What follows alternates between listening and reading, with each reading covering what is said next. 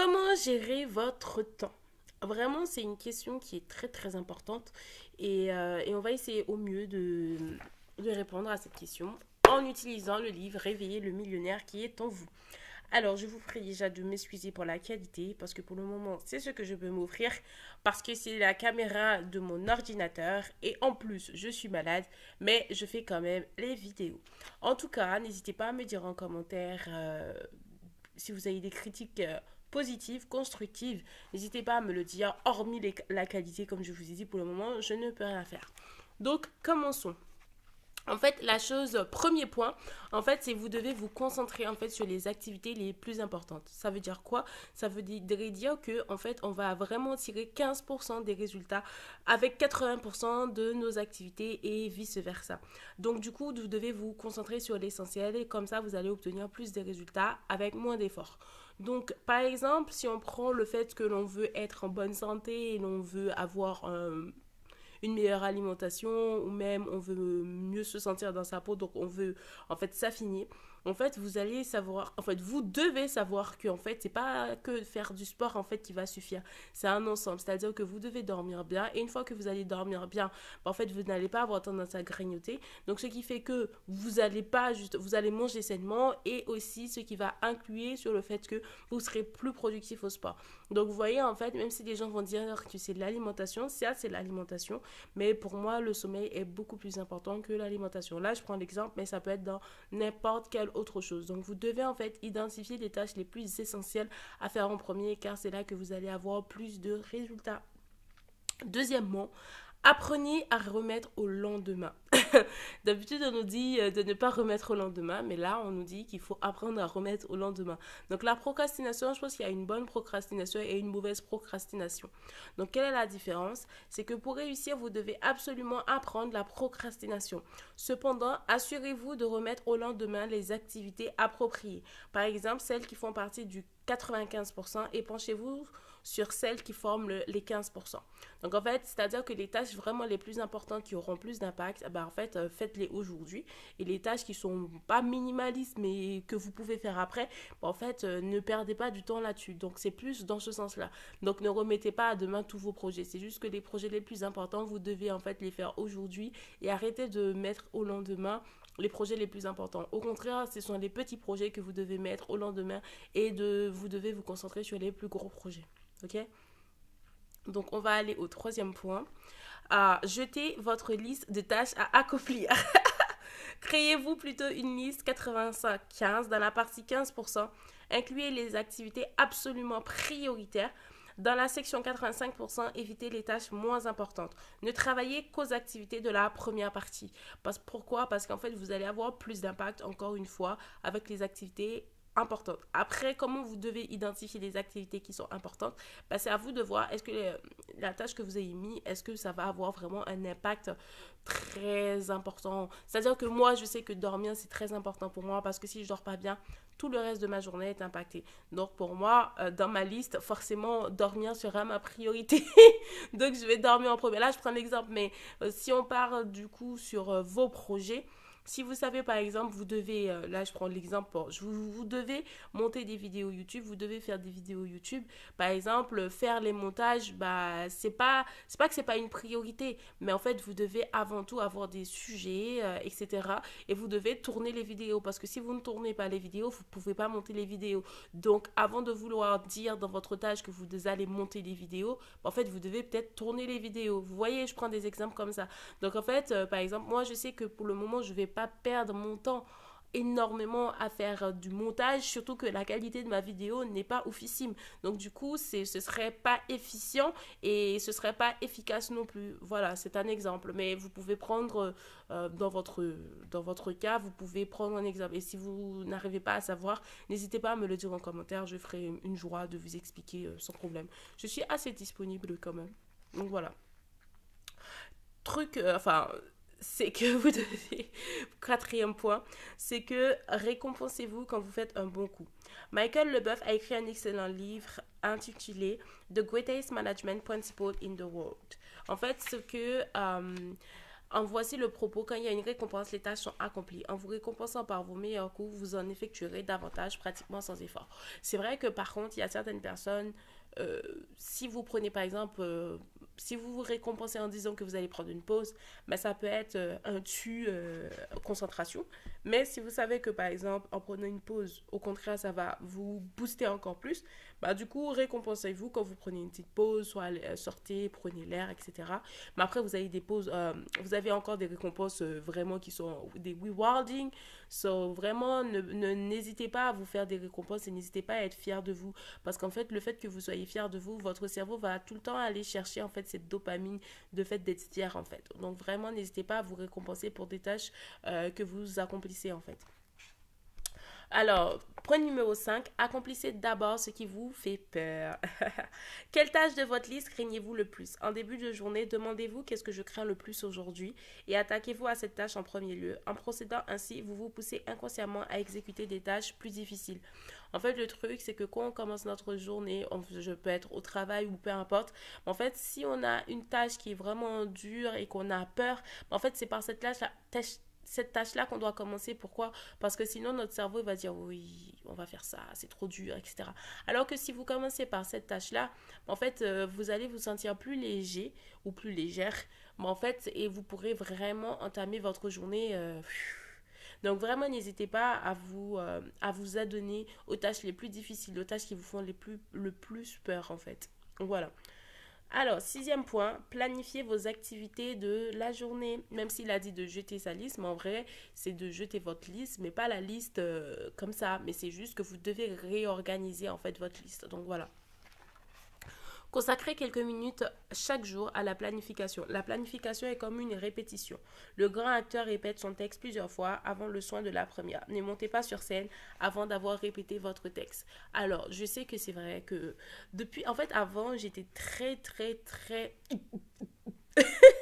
vraiment, j'étais une fille vraiment to-do list. C'est-à-dire que vraiment, chaque truc, chaque journée, je devais rayer des choses. Et c'est vrai que depuis que je ne fais plus ça, je sens que mes journées sont bah, je sais pas ce que j'accomplis dans mes journées au final, depuis que j'ai arrêté de faire des to-do. Donc en vrai, pour l'année 2025, je pense que je vais reprendre ça parce que j'ai laissé ça de côté depuis 2020, depuis 2020, 2021, donc ça fait 4 ans. Mais ça ne m'a pas empêché quand même de faire certaines choses dans ma vie.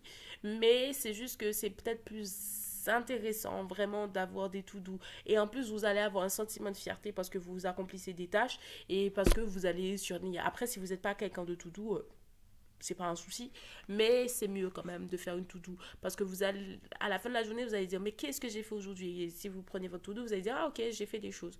Donc voilà, je sais qu'au travail, je continue de le faire d'une certaine façon, mais pas de la même façon. C'est-à-dire que je mets plutôt sur des post-it et du coup après, je jette les post-it qu'on s'est fait. C'est plutôt comme ça, genre il y a plein de post-it sur mon ordinateur et puis dès que je les accomplis, je jette les post-it. C'est plutôt comme ça que je fonctionne pour le moment. Mais c'est vrai que les to-do sont pas mal. Alors, point numéro 7, faites de l'exercice. Vous pourrez alors travailler plus fort, plus longtemps et mieux réfléchir. L'exercice améliore votre santé et votre longévité. En faisant nos exercices, nous écoutons nos cassettes. Deux activités s'effectuent alors simultanément, ce qui fait travailler notre cerveau en plus de notre corps.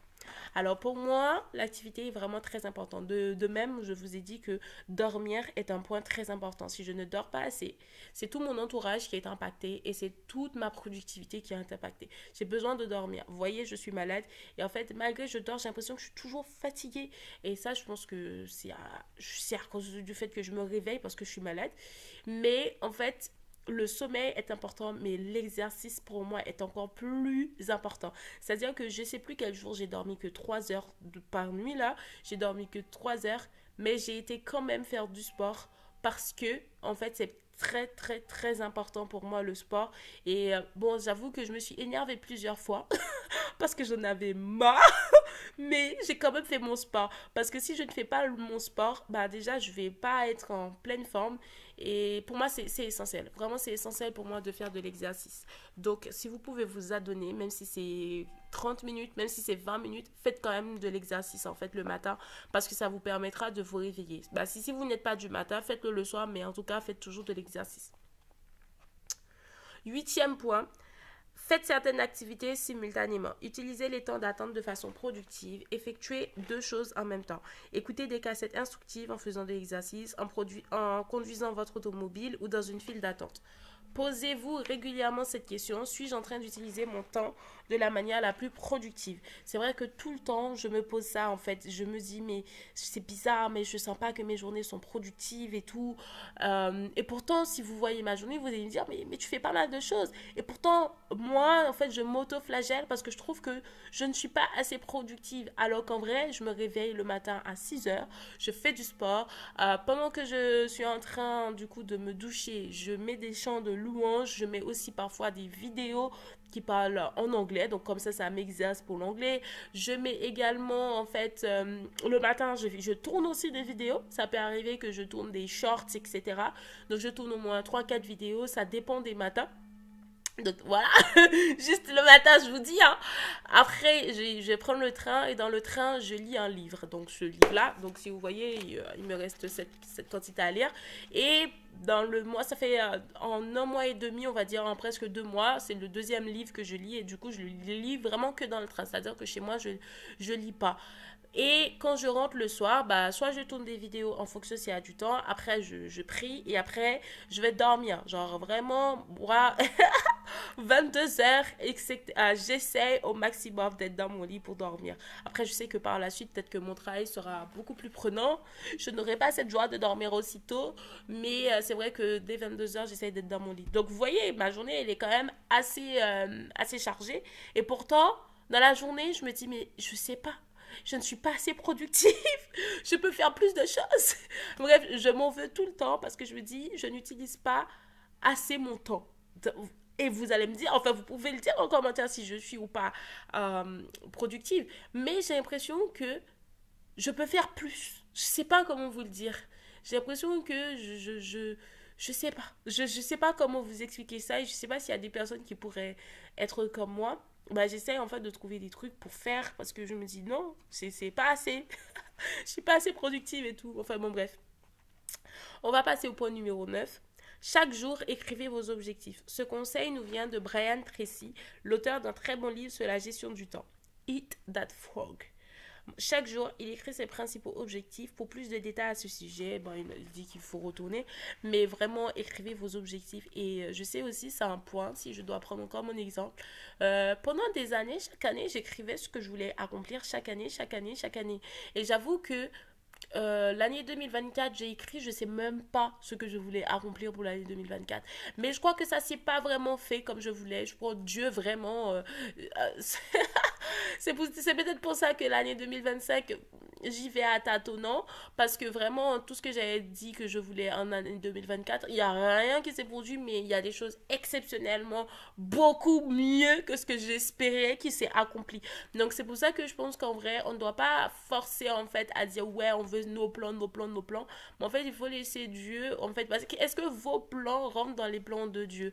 En fait, il faut laisser les plans de Dieu s'accomplir. Mais ça ne veut pas dire que vous ne devez pas avoir des objectifs. C'est juste qu'au moment d'écrire vos objectifs, demandez à Dieu, est-ce que je suis sur la bonne voie? L'Éternel, si je suis sur la mauvaise voie, conduis-moi sur la voie de l'éternité. Donc vraiment, si vous n'êtes pas sur la bonne voie, demandez à Dieu de vous guider parce que parfois, on veut accomplir des choses alors que Dieu n'a pas du tout prévu ça pour vous. Donc, si je vous raconte mon année 2024, je n'ai pas du tout prévu ça. Donc vraiment, ne vous inquiétez pas là-dessus. Écrivez vos objectifs, mais prenez conscience que ce ne sont pas tous les objectifs que vous allez écrire qui vont s'accomplir exactement de la façon que vous le souhaitez. Mais en fait, le fait d'écrire vos objectifs, ça va vous driver et en fait, vous allez peut-être réaliser plus que ce que vous aviez prévu de réaliser. Je ne sais pas si vous voyez ce que je veux vous dire. En fait, vous ne devez pas, par exemple, écrire sur votre liste je veux faire 60 kilos en 2025. Pour moi, ce n'est pas vraiment un objectif de dire ça. Enfin, vous devez dire, par exemple, je vais aller faire du sport 3 fois par semaine. Mais si au final, vous faites une fois par semaine pendant un an, vous faites du sport une fois par semaine, vous aurez quand même fait du sport qui est de rien faire du tout. tout. Alors que vous aviez prévu, par exemple, d'en faire 3 et si vous avez prévu d'en faire 5 vous en faites que 3 par exemple. Mais en fait, ça ne doit pas vous dire que oui, je n'ai pas réussi, etc. Vous avez quand même fait quelque chose, même si ce n'est pas à la hauteur de ce que vous aviez prévu. Et inversement, si vous aviez mis que vous vouliez faire 1 fois par semaine et au final vous trouviez à faire 5 fois par semaine, bah en fait, c'est au-delà de vos espérances. Donc, du coup, c'est très bien, vous devez vous féliciter. Vous devez en fait arrêter de vous autoflageller. Je pense que la société le fait déjà assez pour vous. Donc, arrêtez et puis soyez fiers de vous de temps en temps parce que en vous autoflagellant, votre cerveau n'a pas envie forcément de vous donner plus. Donc, voilà, arrêtez. Je vous dis ça, mais ça me concerne aussi parce que je sais que je suis très, très, très comme ça. Mais voilà, assez parlé, on passe au point numéro 10. Dites non. Ne laissez pas les autres vous accabler avec leurs problèmes. Il faut parfois être capable de dire non. Et j'avoue que je suis super gentille, mais il faut pas être, il faut être bonne, il faut pas être gentille, je crois. Mais c'est vrai que je ne sais pas dire non. Et moi, je pense que mon objectif, enfin, du coup, c'est répétitif ce que je viens de dire, mais mon objectif vraiment pour 2025 c'est d'apprendre vraiment à dire non parce que sincèrement j'ai perdu assez d'énergie à motiver les gens, à faire les gens vouloir passer à l'action, etc. Cette énergie j'aurais pu l'utiliser pour moi-même, ce que je n'ai pas fait. Donc oui, je pense que cette année je vais devoir apprendre à dire non, et dire non c'est un truc très compliqué quand quelqu'un a l'habitude de venir se plaindre et en fait la personne n'attend pas en fait des conseils. En fait, la personne veut juste se plaindre et la personne puise dans votre énergie et la personne ne fait rien.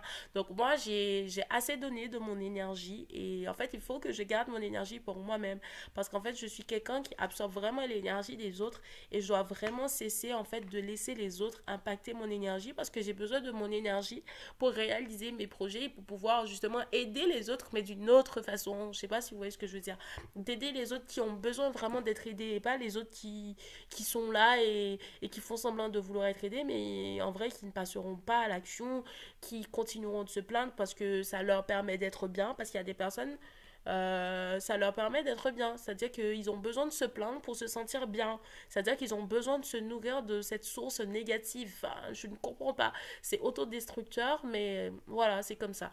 Bref, j'espère que vous avez retenu en tout cas les 10 points. N'hésitez pas à me le dire en commentaire, ce que vous, à quel point que vous voulez améliorer pour cette année 2025. Et sur ce, je vous envoie plein d'amour, plein d'argent et surtout prenez soin de vous comme à l'accoutumée.